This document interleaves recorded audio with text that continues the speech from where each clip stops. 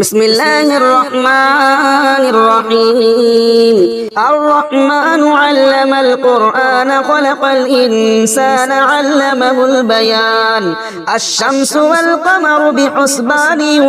والنجم والشجر يسجدان والسماء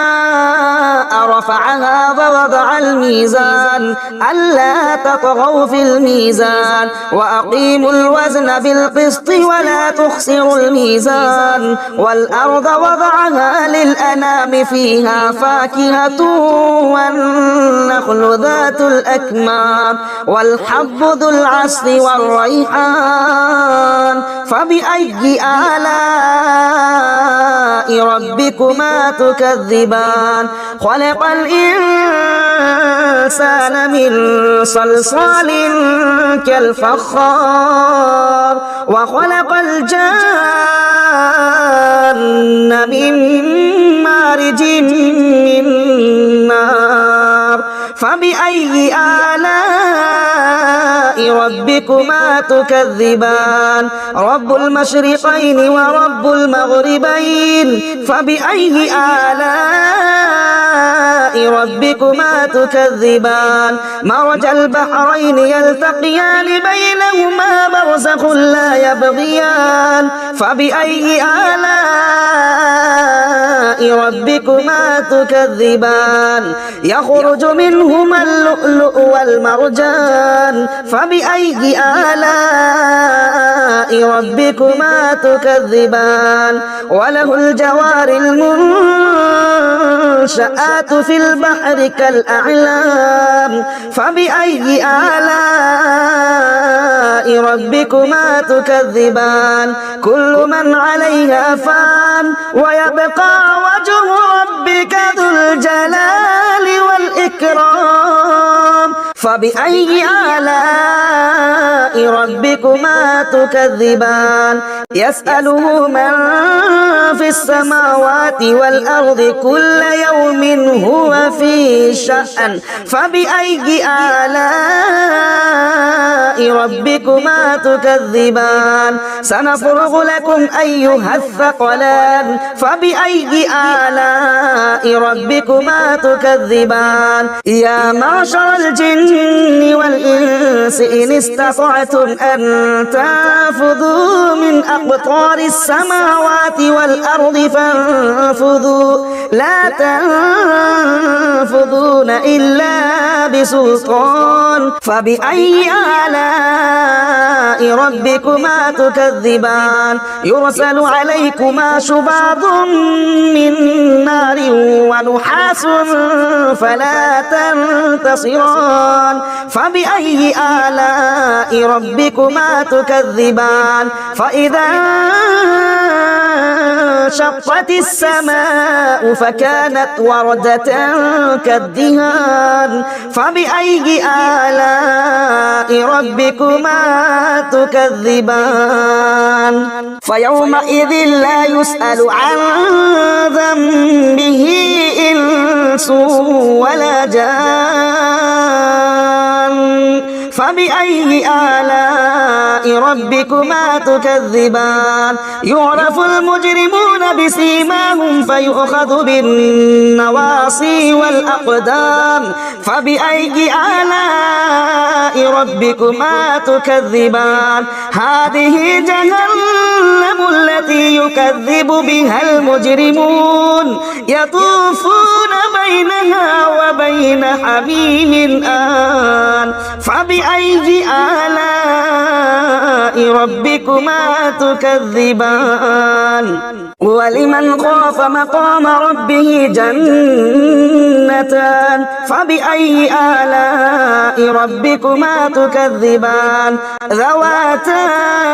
أفنان فبأي آلاء ربكما تكذبان فيهما عينان تجريان فبأي آلاء ربكما تكذبان فيهما من كل فاكهة زوجان فبأي آلاء ربكما تكذبان متكئين على فرش بطائنها من استبرق وجنى الجنتين دان فبأي آلاء ربكما تكذبان فيهن قاصرات الطرف لم يطمثهن إنس قبلهم ولا جان فبأي آلاء ربكما تكذبان كأنهن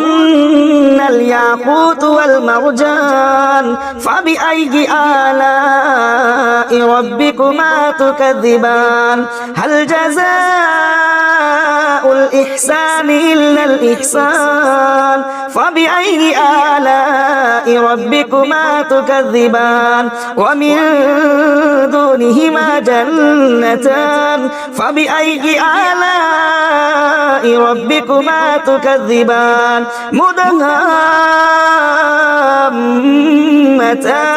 فبأي آلاء ربكما تكذبان فيهما عينان نضاختان فبأي آلاء ربكما تكذبان فيهما فاكهة ونخل ورمان فبأي آلاء ربكما تكذبان فيهن خيرات حسان فبأي آلاء ربكما تكذبان حور مقصورات في الخيام فبأي آلاء ربكما تكذبان لم يطمثهن إنس قبلهم ولا جان فبأي آلاء ربكما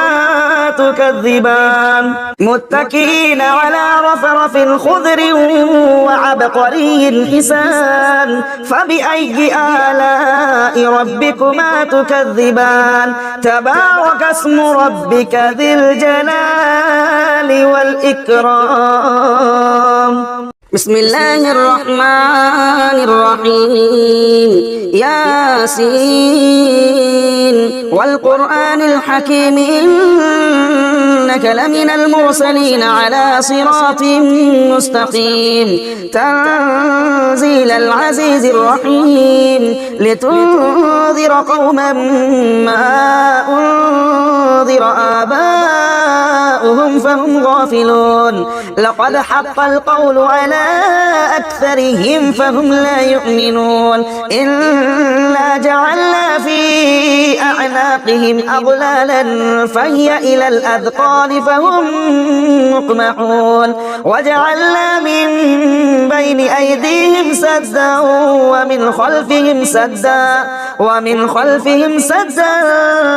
فأغشيناهم فهم لا يبصرون وسواء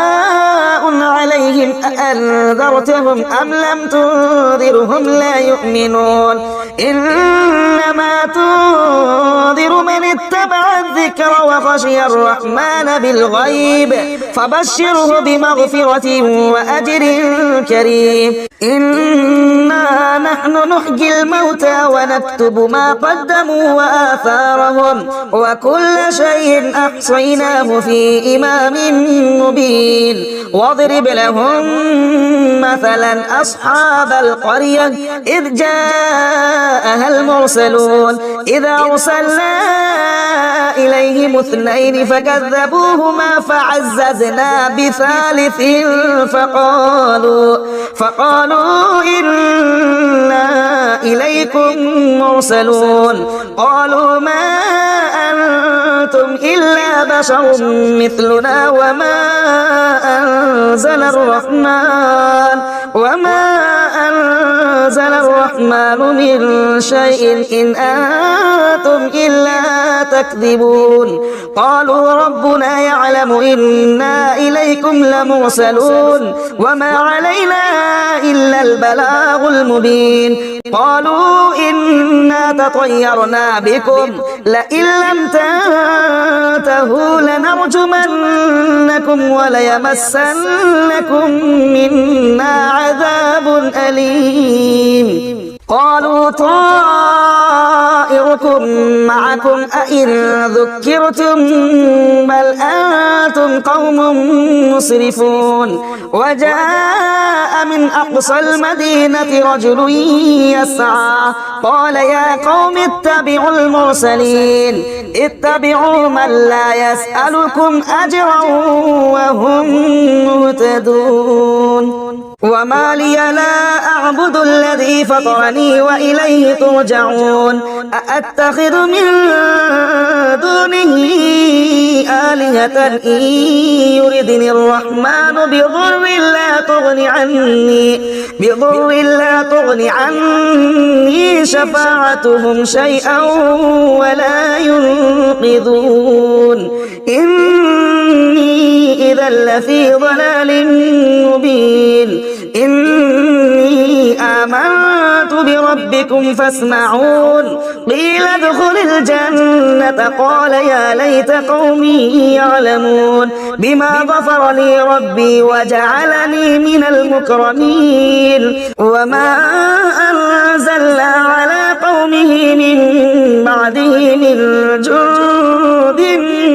من السماء وما كنا منزلين إن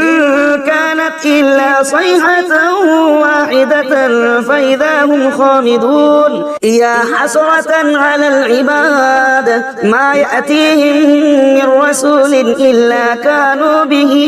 يستهزئون ألم يروا كم أهلكنا قبلهم من القرون أنهم إليهم لا يرجعون وإن كل لما جميع لدينا محضرون وآية لهم الأرض الميتة أحييناها وأخرجنا منها حبا فمنه يأكلون وجعلنا فيها جنات من نخيل وأعناب وفجرنا فيها من العيون ليأكلوا من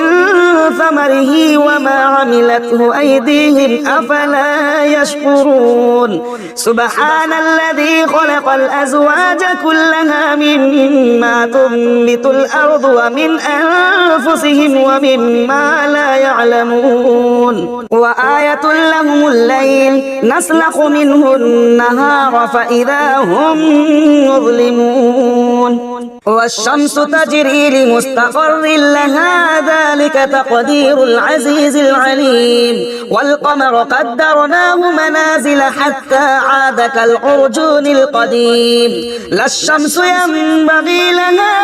أن تدرك القمر ولا الليل سابق النهار وكل في فلك يسبحون وآية لهم أنا حملنا ذريتهم في الفلك المشحون وخلقنا لهم من مثله ما يركبون وإن نشأ نغرقهم فلا صريخ لهم ولا هم ينقذون إلا رحمة منا ومتاعا إلى حين وإذا قيل لهم اتقوا ما بين أيديكم وما خلفكم لعلكم ترحمون وما تأتيهم من آية من آيات ربهم إلا كانوا عنها معرضين وإذا قيل لهم أنفقوا مما رزقكم الله قال الذين كفروا للذين آمنوا أنطعم من لو يشاء الله أطعمه إن أنتم إلا في ضلال مبين ويقولون متى هذا الوعد إن كنتم صادقين ما ينظرون إلا صيحة واحدة تأخذهم وهم يخصمون فلا يستطيعون توصية ولا إلى أهلهم يرجعون ونفخ في الصور فإذا هم من الأجداث إلى ربهم ينسلون قالوا يا ويلنا من بعثنا من مرقدنا هذا ما وعد الرحمن وصدق المرسلون إن كانت إلا صيحة واحدة فإذا هم جميع لدينا محضرون فاليوم لا تظلم نفس شيئا ولا تجزون إلا ما كنتم تعملون إن أصحاب الجنة اليوم في شغل فاكهون هم وأزواجهم في ظلال على الأرائك متكئون لهم فيها فاكهة ولهم ما يدعون سلام قولا من رب رحيم وامتازوا اليوم أيها المجرمون ألم أعهد إليكم يا بني آدم ألا تعبدوا الشيطان إنه لكم عدو مبين وأن اعبدوني هذا صراط مستقيم ولقد أضل منكم جبلا كثيرا أفلم تكونوا تعقلون هذه جهنم التي كنتم توعدون اصلوها اليوم بما كنتم تكفرون اليوم نختم على أفواههم وتكلمنا أيديهم وتشهد أرجلهم بما كانوا يكسبون ولو نشاء لطمسنا على أعينهم فاستبقوا الصراط فأنى يبصرون ولو نشاء لمسخناهم على مكانتهم فما استطاعوا مضيا ولا يرجعون ومن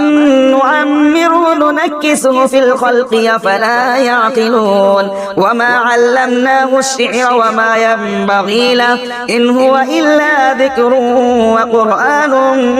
مبين لينذر من كان حيا ويحق القول على الكافرين أولم يروا أنا خلقنا لهم مما عملت أيدينا أنعاما فهم لها مالكون وذللناها لهم فمنها ركوبهم ومنها يأكلون ولهم فيها منافع ومشارب أفلا يشكرون واتخذوا من دون الله آلهة لعلهم ينصرون لا يستطيعون نصرهم وهم لهم جند محضرون فلا يحزنك قولهم إنا نعلم ما يسرون وما يعلنون أولم ير الإنسان أنا خلقناه من نطفة فإذا هو خصيم مبين وضرب لنا مثلا ونسي خلقه قال من يحيي العظام وهي رميم قل يحييها الذي أنشأها أول مرة وهو بكل خلق عليم الذي جعل لكم من الشجر الأخضر نارا فإذا أنتم منه توقدون أوليس الذي خلق السماوات والأرض بقادر على أن يخلق مثلهم بلى وهو الخلاق العليم إنما أمره إذا أراد شيئا أن يقول له كن فيكون فسبحان الذي بيده ملكوت كل شيء وإليه ترجعون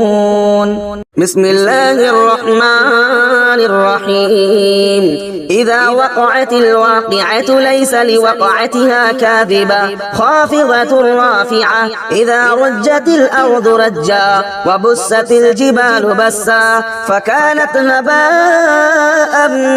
منبثا وكنتم أزواجا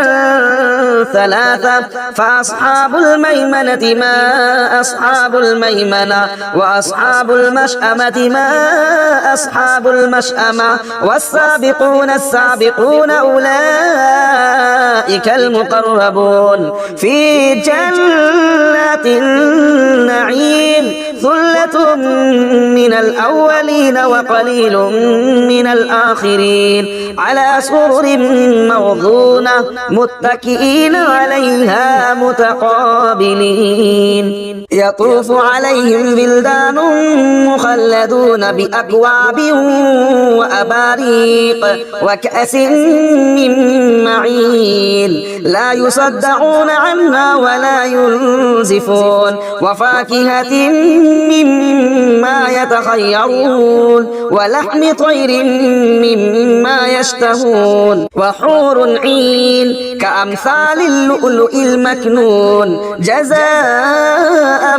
بما كانوا يعملون لا يسمعون فيها لغوا ولا تأثيما إلا قيلا سلاما سلاما وأصحاب اليمين ما أصحاب اليمين في سدر مخضود وطلح منضود وظل ممدود وماء مسكوب وفاكهة كثيرة لا مقطوعة ولا ممنوعة وفرش مرفوعة إنا أنشأناهن إنشاء فجعلناهن أبكارا عربا أترابا لأصحاب اليمين ثلة من الأولين وثلة من الآخرين وأصحاب الشمال ما أصحاب الشمال في سموم وحميم وظل من يحموم لا بارد ولا كريم إنهم كانوا قبل ذلك مترفين وكانوا يصرون على الحنث العظيم وكانوا يقولون أئذا متنا وكنا ترابا وعظاما أئنا لمبعوثون أو آباؤنا الأولون قل إن الأولين والآخرين لمجموعون إلى ميقات يوم معلوم ثم إنكم أيها الضالون المكذبون لآكلون من شجر من زقوم فمالئون منها البطون فشاربون عليه من الحميم فشاربون شرب الهيم هذا نزلهم يوم الدين نحن خلقناكم فلولا تصدقون أفرأيتم ما تمنون أأنتم تخلقونه أم نحن الخالقون نحن قدرنا بينكم الموت وما نحن بمسبوقين على أن نبدل أمثالكم وننشئكم فيما لا تعلمون ولقد علمتم النشأة الأولى فلولا تذكرون أفرأيتم ما تحرثون أأنتم تزرعونه أم نحن الزارعون لو نشاء لجعلناه حطاما فظلتم تفكهون إنا لمغرمون بل نحن محرومون أفرأيتم الماء الذي تشربون أأنتم أنزلتموه من المزن أم نحن المنزلون لو نشاء جعلناه أجاجا فلولا تشكرون أفرأيتم النار التي تورون أأنتم أنشأتم شجرتها أم نحن المنشئون نحن جعلناها تذكرة ومتاعا للمقبين فسبح باسم ربك العظيم فلا أقسم بمواقع النجوم وإنه لقسم لو تعلمون عظيم إنه لقرآن كريم في كتاب مكنون لا يمسه إلا المطهرون تنزيل من رب العالمين أفبهذا الحديث أنتم مدهنون وتجعلون رزقكم أنكم تكذبون فلولا إذا بلغت الحلقوم وأنتم حينئذ تنظرون ونحن أقرب إليه منكم ولكن لا تبصرون فلولا إن كنتم غير مدينين ترجعونها إن كنتم صادقين فأما إن كان من المقربين فروح وريحان وجنة نعيم وأما إن كان من أصحاب اليمين فسلام لك من أصحاب اليمين وأما إن كان من المكذبين الضالين فنزل من حميم وتصلية جحيم إن هذا لهو حق اليقين فسبح باسم ربك العظيم بسم الله الرحمن الرحيم تبارك الذي بيده الملك وهو على كل شيء قدير الذي خلق الموت والحياة ليبلوكم أيكم أحسن عملا وهو العزيز الغفور الذي خلق 7 سماوات طباقا ما ترى في خلق الرحمن من تفاوت فارجع البصر هل ترى من فطور ثم ارجع البصر كرتين ينقلب إليك البصر خاسئا وهو حسير ولقد زينا السماء الدنيا بمصابيح وجعلناها رجوما للشياطين وأعتدنا لهم عذاب السعير وللذين كفروا بربهم عذاب جهنم وبئس المصير إذا ألقوا فيها سمعوا لها شهيقا وهي تفور تكاد تميز من الغيظ كلما ألقي فيها فوج سألهم خزنتها ألم يأتكم نذير قالوا بلى قد جاءنا نذير فكذبنا وقلنا ما نزل الله من شيء إن أنتم إلا في ضلال كبير وقالوا لو كنا نسمع أو نعقل ما كنا في أصحاب السعير فاعترفوا بذنبهم فسحقا لأصحاب السعير إن الذين يخشون ربهم بالغيب لهم مغفرة وأجر كبير وأسروا قولكم أو اجهروا به إنه عليم بذات الصدور ألا يعلم من خلق وهو اللطيف الخبير هو الذي جعل لكم الأرض ذلولا